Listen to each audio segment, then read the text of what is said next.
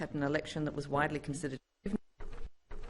Mr. President, I give notice that on the next sitting day I will move one that this House notes that A, according to the United States Institute of Peace, it has been over 15 years since Bangladesh had an election that was widely considered to be legitimate.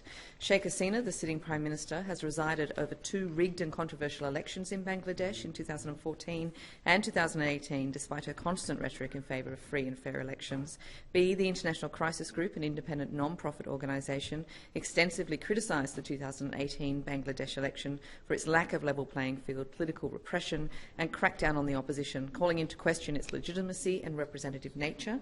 Amnesty International, a leading human rights organisation, expressed serious concerns about the excessive use of force by security forces, arbitrary arrests and allegations of torture during the 2018 election period. And C, the imprisonment of the leadership of the Bangladesh Nationalist Party, the nation's opposition party, just 2 months before the scheduled election, crushes any semblance of a fair and participatory election in Bangladesh.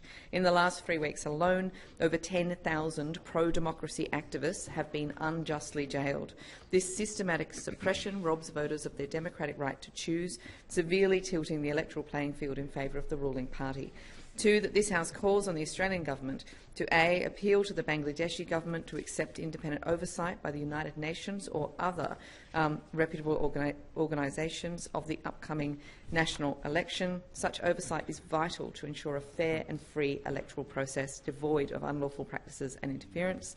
B, advocate for the immediate release of all political prisoners, including the opposition leader Khalida Zia, who has been unjustly imprisoned and deprived of her rights. C, impose targeted sanctions against Sheikh Hasina, members of the Rapid Action Battalion and members of the Detective Branch for their ongoing failure to uphold human and democratic rights in Bangladesh. Such sanctions would serve as a strong message that the Australian Government stands firm on its commitment to human rights and democracy.